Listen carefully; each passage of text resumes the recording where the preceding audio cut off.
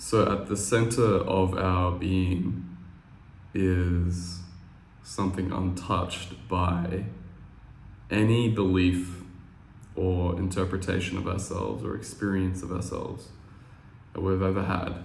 Like whether intense trauma, whether we've had, abuse, intense self-loathing, or prolonged spiritual seeking of like lots of meditation, hours and hours and hours, doubting ourselves. I can't handle it, I can't do it. There's something that's really beautiful, I think, that I've discovered more recently in the spiritual path. And I always used to be against this. I always used to think that with any sort of, like having any sort of intention, I'll speak more about intention, having any sort of intention about like orientation toward the world is sort of like conditioning a false sense of self within myself, and therefore it's bad and I shouldn't do it. So I would then return back to bare observation practices, so things like Vipassana, things like open awareness based meditation, but without this intention of realizing my inherent goodness, it felt a bit dry, and it wasn't very compassionate, because often I was, without that orientation, there was a view, and I would encourage you to look in your experience if this is true for you. There's a subtle view that gets set up there where I'm trying to transcend my brokenness. But when there's the recognition of the true self, through orienting toward awareness.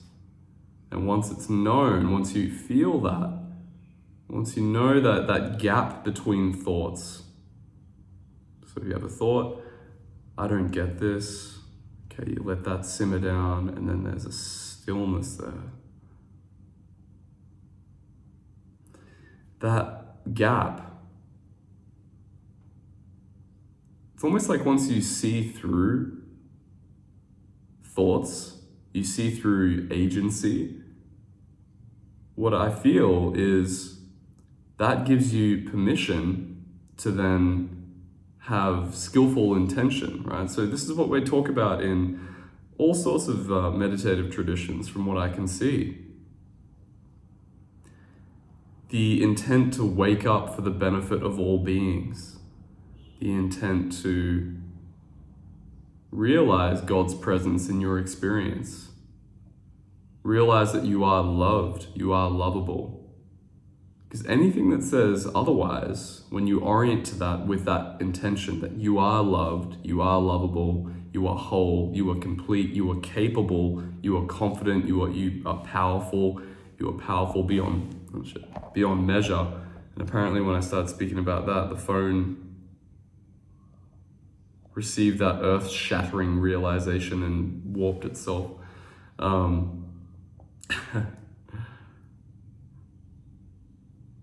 When you really let that in,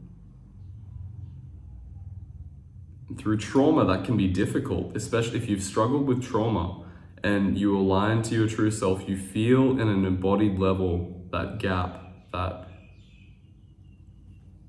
unconditioned state of being that isn't bound by any concept, thought, self-limiting belief. When you feel that to be true, and you orient with an intention toward your inherent goodness, that creates this much more rich and beautiful playing field of existence, where you can create the reality that you want to live, really. Through love, if you intend for love, if you intend for compassion and acceptance for all that arises in experience, that's what you'll get. Or if you intend for meeting experience for the benefit of all, loving experience for the benefit of all, realizing emptiness of experience through that unconditioned primordial state, that's what you'll get. And through that lens of empowerment,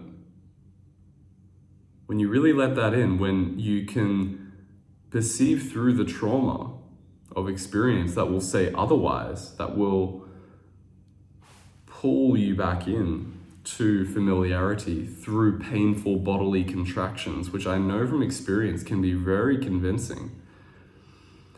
An intention of then loving those experiences into release will help a lot.